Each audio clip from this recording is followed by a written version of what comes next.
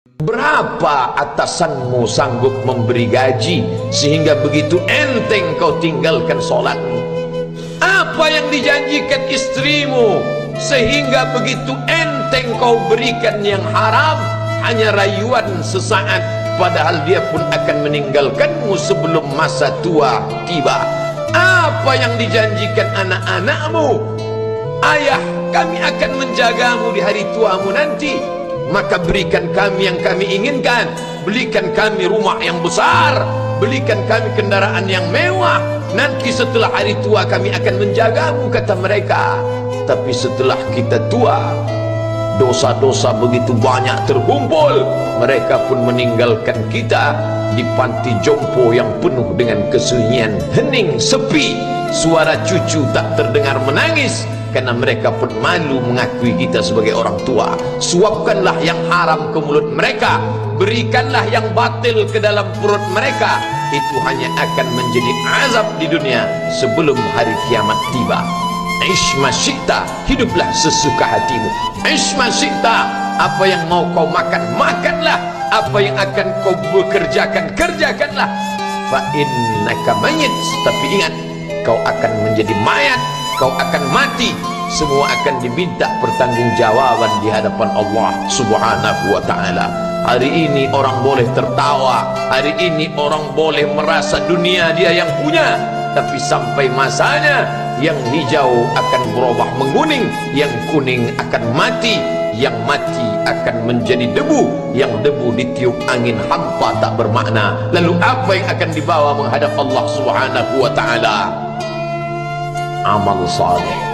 Kalau pernahlah mulut itu membaca sepotong dua potong ayat sebelum berangkat bekerja, kalau sempatlah masuk ke kamar mandi mengambil air wudhu, solat sunat duha sebelum berangkat bekerja, kalau sempatlah ketika duduk dalam suasana santai membuka iPad lalu dibuka Quran digital sambil melihat beberapa ayat, merenungkan maknanya, mengingat mati, kalau sempatlah mulut mengucapkan subhanallah wa bihamdihi subhanallahil azim, kalau sempatlah anak istri dibawa ke masjid iktikaf mendengarkan pengajian, kalau sempatlah beberapa persen dari pendapatan itu dilimpahkan ke rumah anak yatim panti jompo masjid, kalau sempatlah beberapa meter tanah dibeli untuk pembebasan mendirikan rumah Allah, kalau sempat memberikan beberapa karpet untuk rumah yang selalu ditinggalkan, kalau sempatlah membelikan beberapa kilo beras untuk yatim piatu dan panti jompo, itulah yang akan menolong di hadapan Allah. Adapun rumah besar dengan beberapa semen, dengan beberapa busi yang banyak, semua akan menjadi tinggal kenangan. Mereka akan menjual, membagi-baginya. Tanah yang dulu harganya semeter 100.000 sekarang sudah menjadi 5 juta. Mereka akan bagi-bagi itu semua kepada ahli waris. Lalu kita hanya membawa 3 helai kain tipis yang tidak berjahit, dan itu semua menjadi milik orang. Kalau dulu mereka kita didik dengan pendidikan yang baik, di tengah malam mereka bangun menetes air matanya, lalu dia berdoa, Rabbighfirli wa liwalidayya warhamhuma kama rabbayani shaghira, seperti tetesan embun di tengah gurun Sahara yang panas. Kalau sempatlah mereka berdoa, Allahumma ighfir lahu warhamhu wa'afihi wa'fu anhu, maka mengalirlah air yang sejuk ke tenggorokan yang kering. Kalau sempatlah mereka membeli makanan, diundangnya anak yatim, diusapnya kepala, ya Allah, terimalah sedekahku ini untuk almarhum ayahku, almarhumah bundaku. Aku tak dapat membalas budi baik mereka, ya Allah, mereka sudah mendahului aku.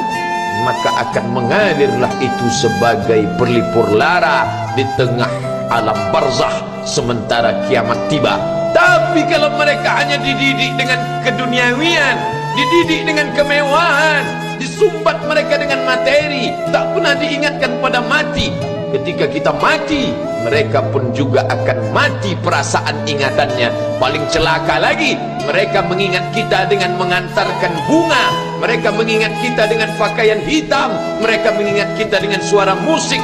Mereka mengingat kita dengan memajang foto kita besar-besar di dalam rumah, dan itu hanya menjadi penghalang rahmat Allah turun. Tidak berkesan sedikit pun. Mereka sedang menyangka kalau dinyanyikanlah lagu kesenangan kita, terobat rindu hatinya. Kalau dipajangnya foto kita, dilingkarkannya karangan bunga, puas rindunya.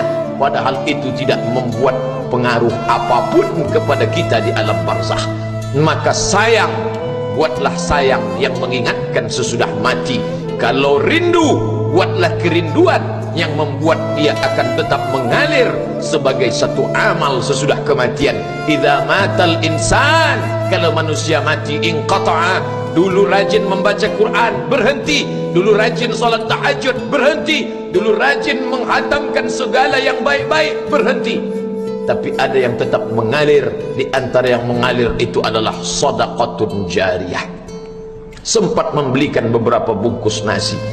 Nampak orang tua di panti jompo menyuap nasi itu, menggeletar tangan mereka karena usia lanjut, menetes air mata. Kita bukan sedang melihat orang tua, kita bukan sedang melihat orang lain.